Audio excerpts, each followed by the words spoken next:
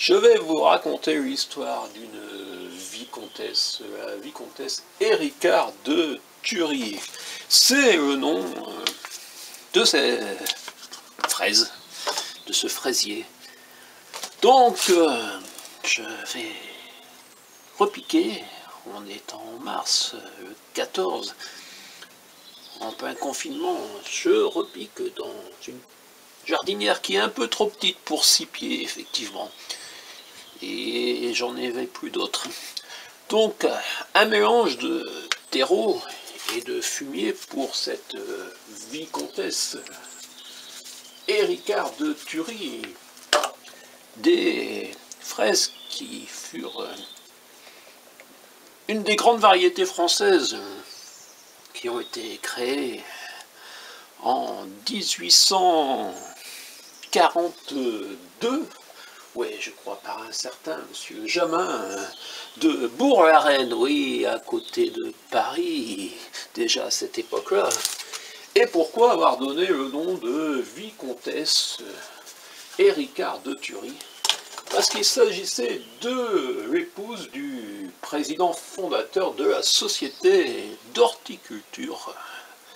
Et oui, voilà pourquoi monsieur le découvreur en 1842, c'était l'épouse d'un homme important. Et malgré cela, les horticulteurs et aussi les médias de l'époque ont trouvé que c'était un nom trop long. Vous vous rendez compte, vicomtesse Éricard de Thury. Donc rapidement c'est devenu Éricard de Thury, après Éricard. Et après on a même parlé simplement de la fraise Ricard. Elle a été commercialisée en France jusqu'aux années 1930. Et oui, c'est pas si lointain que ça. Et après oubliée, puisque c'est pas une grosse fraise, elle fait dans les 10 à 15 grammes. On appelle ça un calibre moyen. Elle est aplatie, peut-être une forme qui n'est pas très distinguée pour nos marchés. Et peut-être qu'elle résiste pas trop. Je vous dirais que j'en ai jamais mangé. Peut-être qu'elle résiste pas trop au transport. Elle n'est pas remontante non plus, elle n'est pas très productive, mais elle serait de très bonne qualité, sucrée, juteuse. J'espère vous en parler un jour et vous la montrer. Voilà, comme je savais, ce serait tout juste, je vais en mettre une au milieu. Donc on peut cultiver dans une jardinière, vous allez me dire, mais pourquoi je ne mets pas ça dans le jardin? Parce que dans le jardin, c'est trop calcaire ici, oui. Le quercy est trop calcaire et les fraises n'aiment pas le calcaire. Donc la solution, c'est de planter dans des jardinières. J'ai déjà essayé autrement à maintes et maintes reprises et depuis quelques années, je me suis replié sur les jardinières. Et oui, c'est un peu surprenant quand on a du terrain de cultiver dans des pots, dans des jardinières.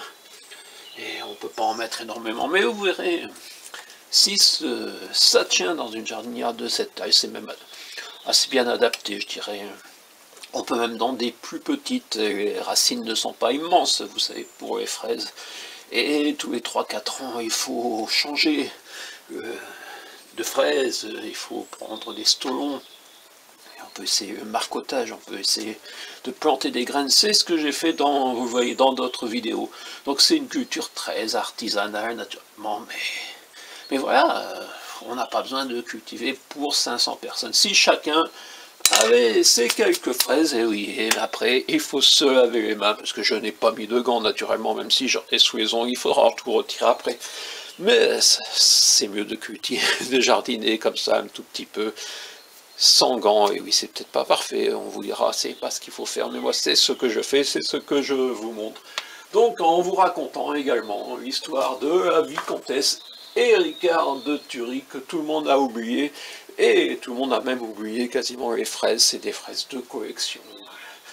Je les ai payées 6,95 € pour 6 au Conservatoire végétal d'Aquitaine, à Montesquieu. Et oui, Montesquieu, encore un nom que vous retrouvez dans mes vidéos, où j'ai acquis des arbres, des vignes et des plants de fraises de variété, donc comme la ségaline que vous trouvez également sur ce site, où la Madame Moutot, la Ségalune étant moins connue, qui est une fraise hautoise, tandis que la Madame Moutot, comme finalement la Vicomtesse et Ricard de Thury, ce furent des fraises phares du début du XXe siècle.